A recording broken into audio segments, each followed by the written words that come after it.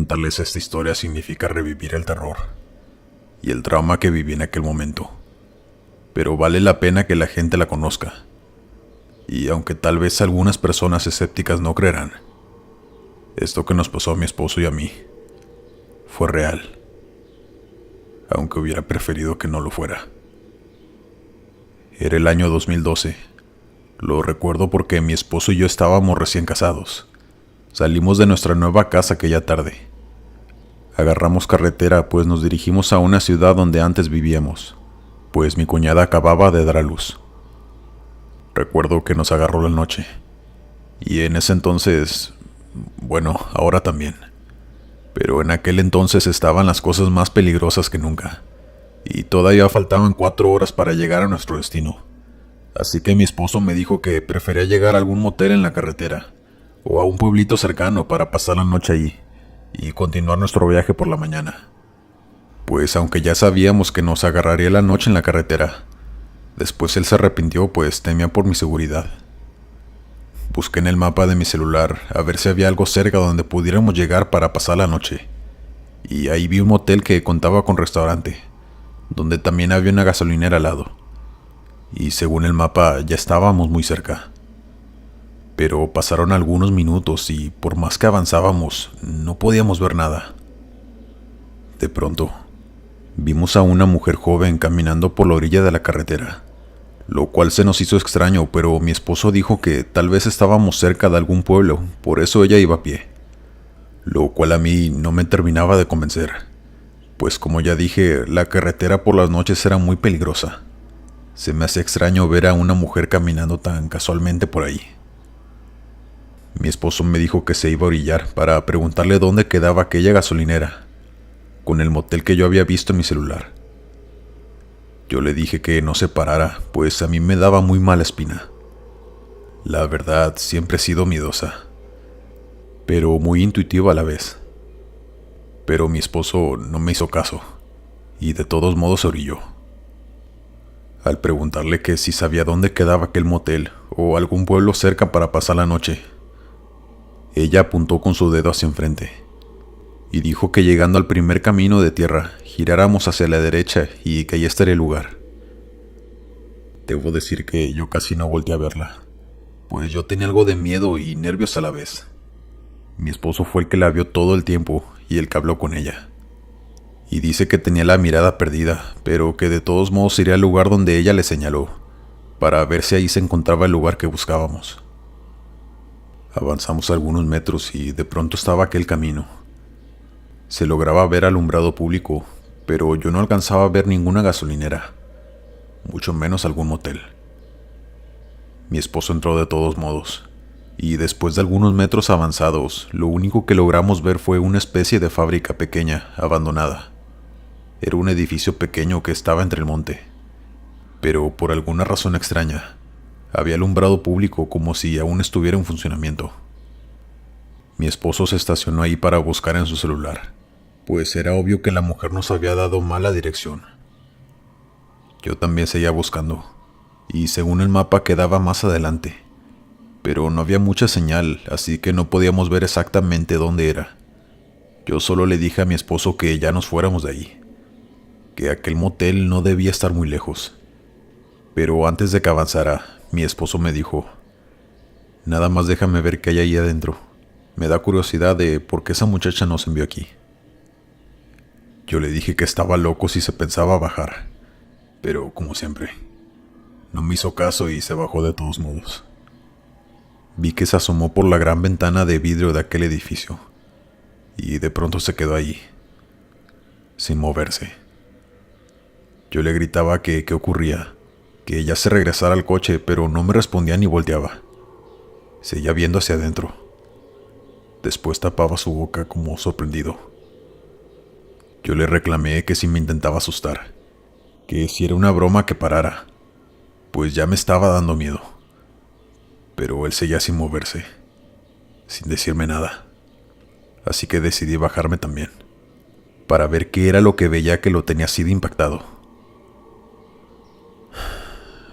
Jamás lo hubiera hecho, pues al asomarme, vi varios cuerpos apilados, ya sin vida, cubierto de sangre. Yo grité lo más fuerte que he gritado en toda mi vida. Comencé a temblar y jalé a mi esposo, que estaba en shock al ver aquello. Lo hice reaccionar como pude y lo subí al coche. Tardó varios minutos en poder manejar, pero por fin salimos de ahí. Esto que les acabo de contar no fue lo único que pasó ahí, sino que estoy 90% segura de que el cuerpo de la única mujer que estaba allí era el de aquella chica que nos encontramos caminando en la carretera, la que nos envió allí. Vestía la misma chamarra blanca y su pelo era negro y largo al igual que el de ella. Llámenme loca, pero estoy muy segura de lo que vi. Por eso no podía creerlo. Hicimos el reporte a las autoridades. Teníamos mucho miedo, pues era obvio que eso fue acto de la delincuencia organizada que había en ese entonces. Pero no podíamos dejar a esas personas allí nada más, pues sabíamos que muy seguramente sus familiares los estaban buscando. Y a mí no se me quitaba de la mente que aquella chica nos envió hasta allí para que la encontráramos.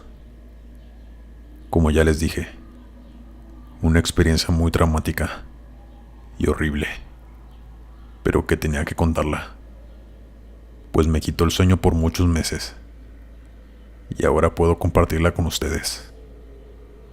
Gracias.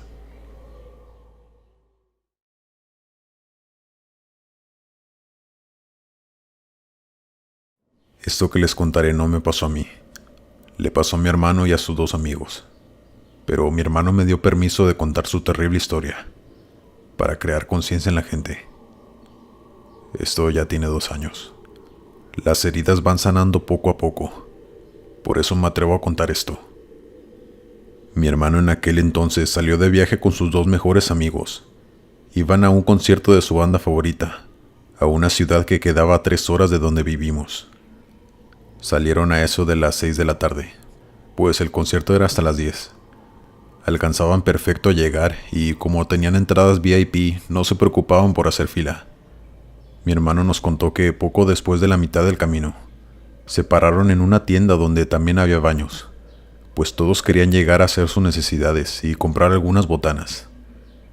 Dice que afuera de aquella tiendita, a unos metros había una cruz con arreglos florales muy bonitos, como si las acabaran de poner allí, y que uno de sus amigos, el cual le vamos a poner Víctor, para no decir su nombre real, se acercó hasta ahí mientras mi hermano y su otro amigo seguían en el baño. Cuando salieron, vieron que Víctor venía caminando hacia el carro con un arreglo de flores muy bonito, que había tomado de aquella cruz. Mi hermano y el otro chico le gritaron que qué estaba haciendo, que dejara eso allí pues no le pertenecía. Pero Víctor estúpidamente se venía riendo, diciendo que no pasaba nada, que no había nadie quien lo pudiera ver, y que le entregaría ese arreglo a la vocalista de la banda, quien era su amor platónico. Mi hermano le insistió que dejara eso ahí, y que no fuera un ratero, que no estaba bien hacer eso, que si quería llegaban a una florería en la ciudad para que le comprara las flores a la vocalista, pero Víctor no quiso, y no pudieron quitarle el arreglo, ni convencerlo de que lo devolviera. Que en eso la dueña de la tienda salió a ver quién discutía afuera, y por eso el otro amigo de mi hermano aceleró para que no viera que Víctor se había robado aquellas flores. Venían discutiendo en el camino. Le venían reclamando a Víctor por aquel acto, pero de pronto y de la nada, el carro se volcó. Mi hermano dice que él alcanzó a ver algo parado en medio de la carretera antes de volcarse, pero que no pudo ver qué o quién era. Víctor perdió la vida. Mi hermano y su otro amigo salieron casi ilesos y no podían creer lo que estaba pasando. Después de que llegaran a auxiliarlos, los llevaron al hospital de la ciudad a donde iban al concierto. Mis padres fueron a recoger a mi hermano, quien estaba en el hospital de esa ciudad, y a mí me dejaron con mi tía. Mi hermano cuenta que cuando venían de regreso a casa, Pasaron por la misma tienda donde estaba aquella cruz con flores. Mi hermano cuenta que cuando venían de regreso a casa y pasaron por la misma tienda donde estaba aquella cruz con flores, pudo ver el mismo arreglo que su amigo se había robado. Mi hermano estaba muy impactado y supo que no podía ser coincidencia, pues el único que había perdido la vida en aquel accidente había sido precisamente Víctor. Esto nos lo contó después de semanas, pues no sabía si le íbamos a creer. Tampoco quería quemar a su amigo, pues ya había fallecido, pero nos contó que ya no podía más, que tenía que hablarlo con alguien, pues estaba seguro de que quien fuera el difunto a quien le pusieron aquella cruz con flores se había vengado de su amigo por robarle, y por eso había provocado aquel accidente. Nosotros lo apoyamos mucho para que superara aquel acontecimiento tan trágico, pero nunca pudimos encontrar alguna explicación a todo eso. Por eso hay que ser respetuosos con los difuntos. No los subestimemos. Y no tomemos cosas que no nos pertenecen, aunque los dueños ya no estén en este plano. Antes de continuar, me harías un gran favor si le dieras me gusta al video, solo si lo estás disfrutando. Eso me ayudaría mucho a llegar a más personas. Muchas gracias. Estás en el sector del terror. Continuamos con la siguiente historia. Hace algunos años, cuando yo era más pequeño, tendría algunos 14 años, iba con mi abuelo en una de las carreteras de Durango, pues me gustaba pasar las vacaciones de verano con él, en su grande rancho. Él siempre iba a recogerme hasta mi casa, donde yo vivía con mi madre y mi hermana pequeña. Recuerdo que siempre viajábamos de noche, pues él iba y regresaba en el mismo día. Nunca quería quedarse para que nos fuéramos hasta el día siguiente. Decía que no quería dejar su rancho solo tanto tiempo y a sus animales. Esa noche íbamos platicando como siempre lo hacíamos. Él me contaba anécdotas que le habían ocurrido cuando era joven, y yo iba muy entretenido escuchándolo. Íbamos entre la oscuridad de aquella carretera, con solo monte alrededor. Todo era muy pacífico e imponente al mismo tiempo, hasta que algo extraño e inesperado sucedió. Mi abuelo de pronto frenó de una forma muy fea, que si no hubiéramos traído los cinturones de seguridad, no sé qué hubiera pasado. Cuando volteé hacia enfrente, vi a un hombre parado a unos 2 metros del carro de mi abuelo. Estaba en medio de la carretera. Era un hombre ya mayor, con una capa negra en su cabeza, quien nos observaba sin expresión alguna en su rostro.